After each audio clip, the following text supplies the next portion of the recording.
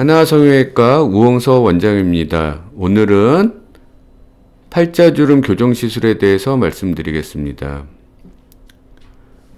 노화에 의해서 팔자주름이 생기게 됩니다.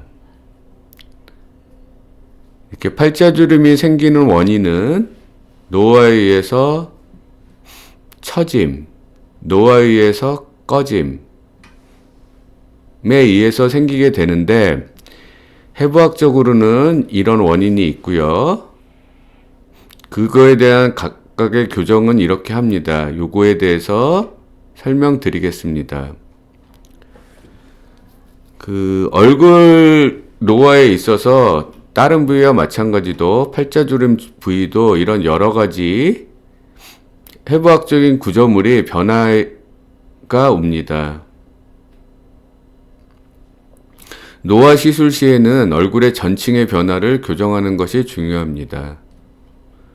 피부, 피하지방, 근육, 뼈 이런 부위의 변화가 일어나게 됩니다. 일명 기족시술 전후 사진입니다. 예전에는 보형물을 이용했지만 현재는 발전된 필러 시술을 이용하고 있습니다. 필러 시술 시 필러의 선택과 시술 기술에 따라 결과가 다르게 됩니다.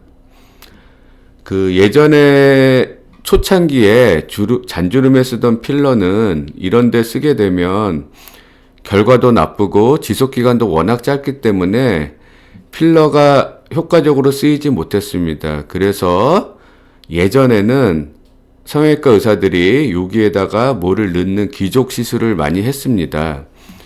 보형물을 넣었죠. 대부분은 실리콘을 넣었는데 어느 시기 이후로 필러가 워낙 발전을 해서 보형물을 거의 대처할 수 있는 그런 필러가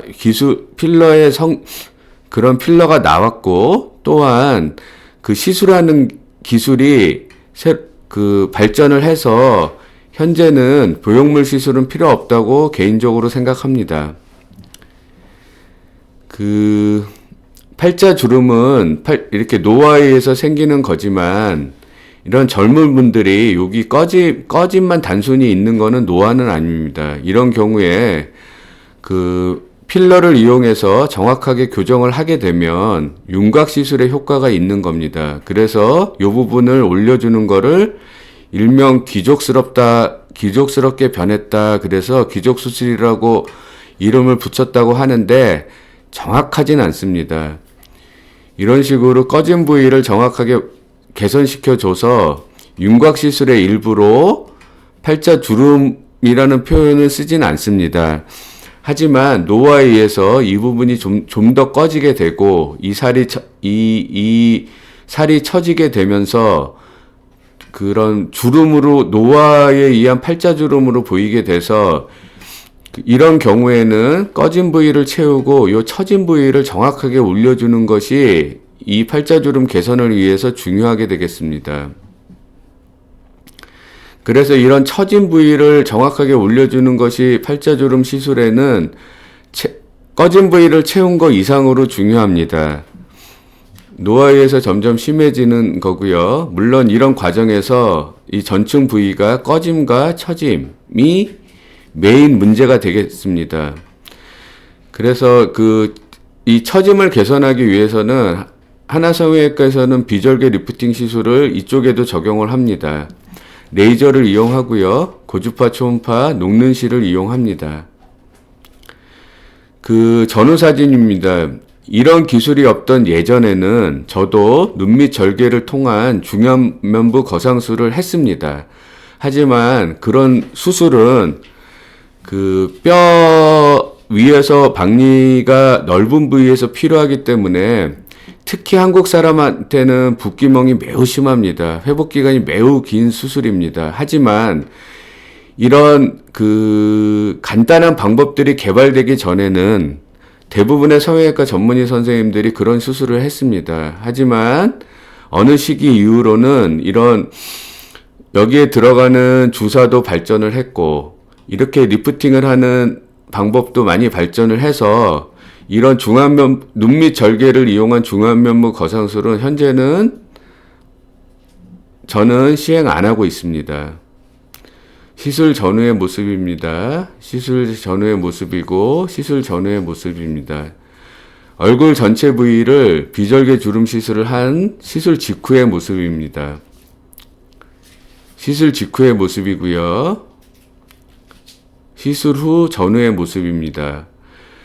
그 팔자주름을 개선하기 위해서 돌출된 지방을 줄이기 위해서는 내부 레이저를 이용합니다. 하나성형외과에서는 비너스 레이저를 이용해서 시술을 합니다. 이게 무슨 얘기냐면 그 개개인의 이런 내부 레이저가 의해서 돌출된 지방을 줄이는 경우는 모든 팔자주름 시술에서 필요한 것은 아닙니다. 요렇게 개개인에 따라서 어떤 부위가 지방이 축적되는데 그 부위에 지방이 축적이 특별히 많은 사람 같은 경우에는 그 기존에 채우고 리프팅 시술로는 만 하는 것보다는 요 부위에 돌출된 지방을 효과적으로 제거하는 방법이 있다면 이를 시술하는 게 좋습니다. 예전에는 요 얼굴 지방을 효과적으로 줄이는 시술이 없었습니다. 그런데 그 인터널 레이저, 이 안으로 들어가는 레이저의 개발과 발전으로 인해 요 튀어나온 부위를, 즉 지방을 어느 정도 줄이는 게 현재는 가능합니다. 이게 시술 전후의 모습입니다. 그 피부 안으로, 살 안으로 들어가는 레이저는 여기 바깥에서 하는 레이저하고 완전히 다른 개념입니다. 바깥에 손상은 없이 안쪽으로 들어가서 그 병변 부위를 치료하게 되는데, 초기에 나온 모델에 비해서 현재는 뭐 비너스 레이저나 뭐 실루엣 레이저나 뭐 다른 레이저들은 좀 더 발전을 해서 붓기멍을 최소로 하고 있습니다. 이분 같은 경우에 시술 후 거의 즉시의 모습이고, 물론 이보다 하루 이틀 지나면서 조금씩 붓기멍이 있을 수는 있습니다. 여기 돌출된 지방이 줄어든 모습을 보여주고 있습니다. 시술 전후 사진입니다. 요 빨간 부위를 줄이는 겁니다. 그러니까 처진 부위는 전체적으로 올리고 빨간 부위는 줄이고 요 검은 부위는 채워서 올리고, 그래서 요 부분을 개선하는 겁니다. 전후 사진이고요. 전후 사진이고 전후 사진입니다. 요런 디자인은 요 빨간 부위는 나와 있는 부위면 요거를 밀어 넣고, 만일에 요 부분이 꺼진 부위면 올리고, 요 등고선을 제가 그려놓은 거는 요 부위가 가장 튀어나왔기 때문에 요 부위를 가장 많이 줄이겠다는 그런 개념으로 디자인을 한 겁니다. 그리고 요 부위는 채우고, 그래서 요 부위를 요렇게 개선시킨 후의 모습입니다. 요약하자면 꺼진 부위는 발전된 필러 시술. 이 필러 시술도 쓰는 필러가 정확해야 되고 기술이 정확해야 됩니다. 그게 정확하지가 않다면 좋은 결과가 나오지가 않습니다. 처진 부위는 비절개 리프팅 시술.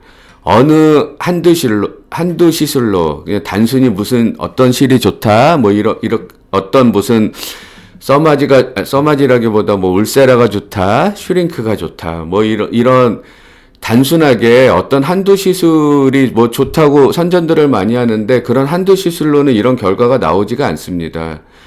어떤 이 절개를 안 하는 시술로 할 때는 좋은 시술들을 여러 가지를 가능하면 조합을 해서 결과를 만들어내야 됩니다. 이 돌출된 지방에 대해서는 그 지방을 줄이기 위해서 발전된 내부 레이저를 이용해서 도움을 받게 되겠습니다. 이런 모든 술기와 기술과 장비들은 1997년도 성형외과 전문의 취득 이후 24년간 500회 이상의 세미나를 통해서 기술이 발전됐고, 장비도 발전됐고, 재료도 발전됐습니다. 이상 하나성형외과 우홍섭 원장이었습니다. 감사합니다.